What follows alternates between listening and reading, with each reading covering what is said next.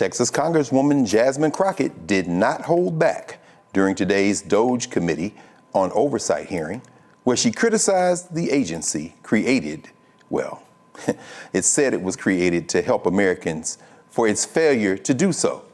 Let's check her out.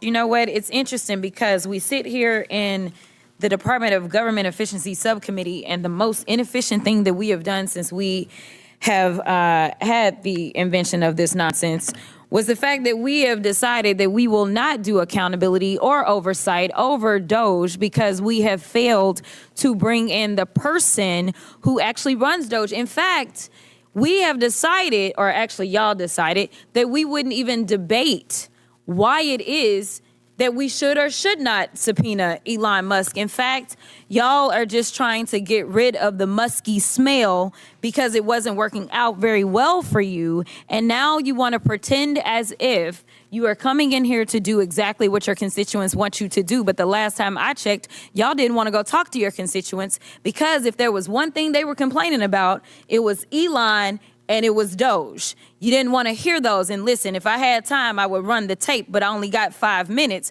because there's plenty of video footage of all of y'all getting your butts handed to you when you went home and people told you how they felt about Doge. So let's talk about it for a quick second. Americans are looking for help, but instead of offering it to them, the Republicans have unleashed the most aggressive attack on the working class families in American history.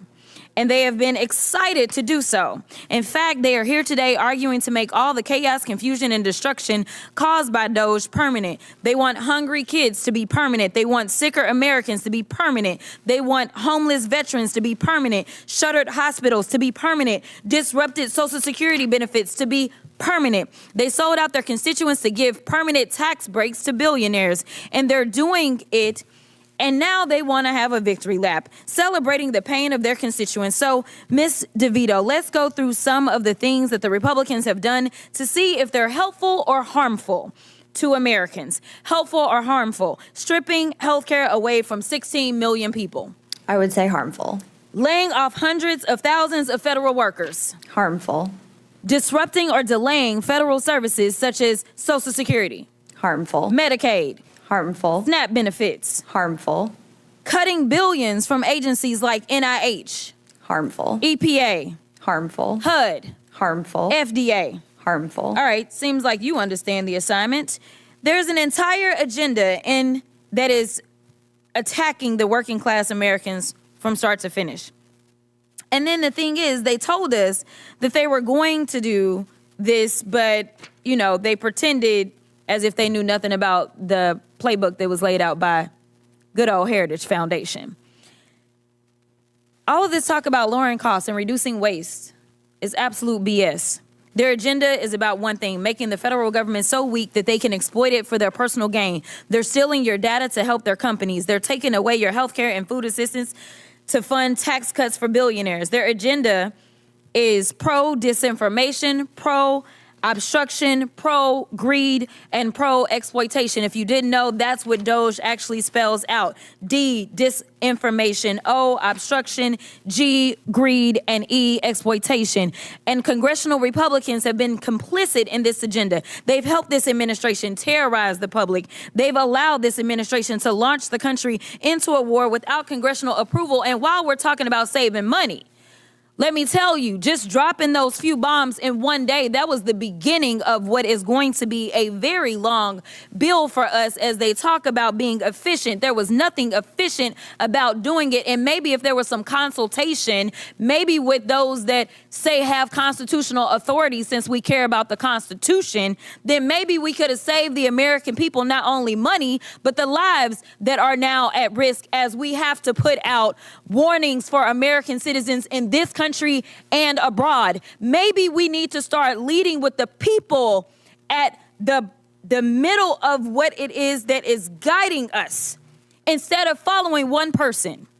The reason that people like me say things like y'all are in a cult is because somehow people are abdicating their duties and abdicating the very people that put them into office. But I got 30 seconds.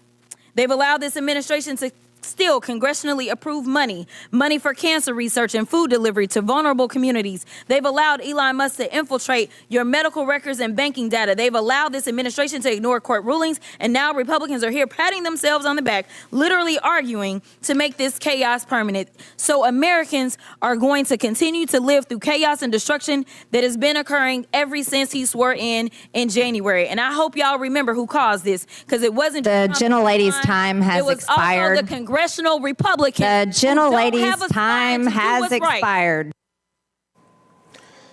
All right, there, let's cut that now. We don't need to hear the Congresswoman from WrestleMania, whoo, her voice at all.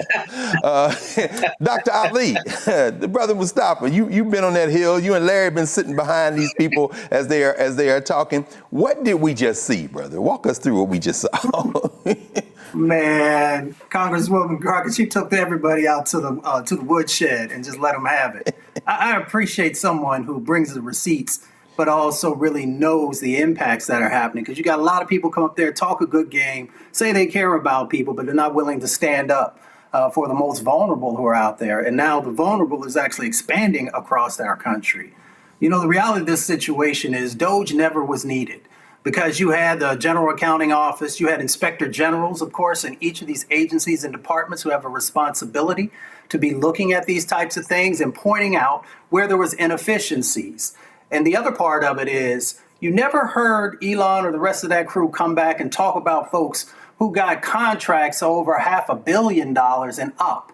Because if you really want to look and see where, you know, there are some questionable actions that are happening, that's where you need to start. On the defense side of the equation, where anyone who spent any amount of time in Washington, D.C. knows that there's huge amounts of money that goes into that space, both dollars that are seen and unseen.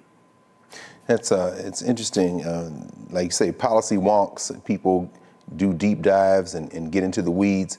But I tell you, Dr. Carter, I tell you, Niambi, the gentlewoman from Texas seems to be getting stronger. I mean, she already started at a high level, but her ability to kind of parse data and stitch it together with some compelling kind of rhetoric, put a few good zingers in there, but keep it at a very high level. It just seems like she's getting better and better at this with every hearing. What's your interpretation of those 5 minutes and 8 seconds we saw there?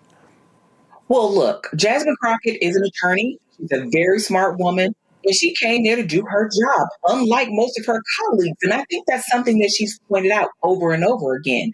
When we are talking about members of Congress, these people who see themselves like we're talking about, you know, the Eagles versus the Jets or something, misunderstand what the mission is.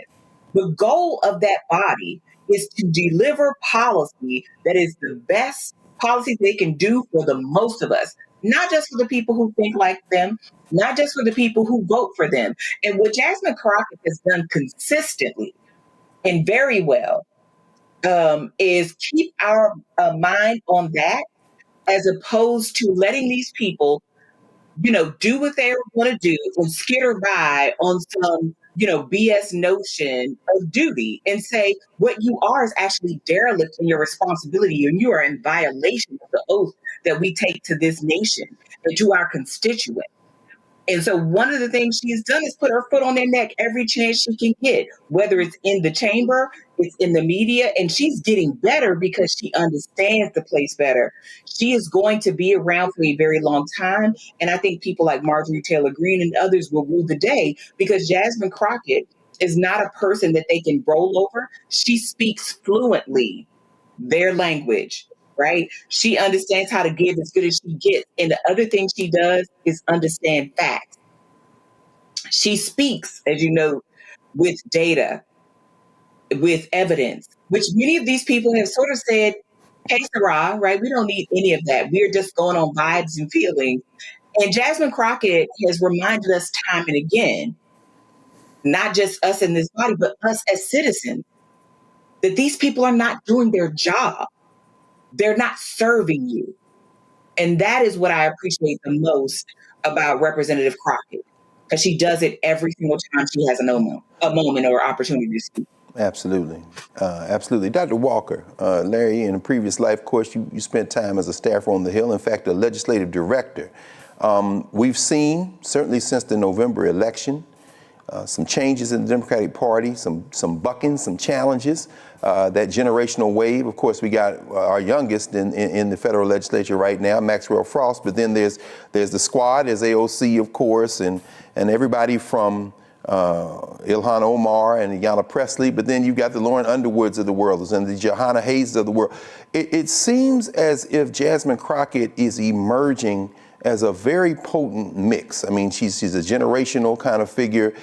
She's part of that insurgency. We saw what happened at the top of the Appropriations Committee where they were trying to, House Oversight Committee. We saw that kind of tussle for power. And of course, now that congressperson has made transition, so there's gonna have to be a replacement. Larry, what should we be looking for on Capitol Hill? Certainly over the next election cycle or two in terms of Jasmine Crockett and how she's positioning herself. And what do you imagine might unfold in the career of Jasmine Crockett, and why should that be important to us? I think this is a really important question. I think my colleagues got to it. She's an exceptional communicator, and particularly when you're in the minority, you need that. I think one of the good and bad things about Capitol Hill is seniority. Mustafa and I both know this very well. It works because there are a lot of black folks who otherwise wouldn't become chair. But the challenge is that it's not necessarily merit based, and you have to kind of wait your turn. And you see with some of the people that you talked about, Congresswoman Crockett, AOC, Congressman Frost, who is my congressman, these individuals who, like I said, who are excellent communicators, are in many respects being forced to kind of wait their turn.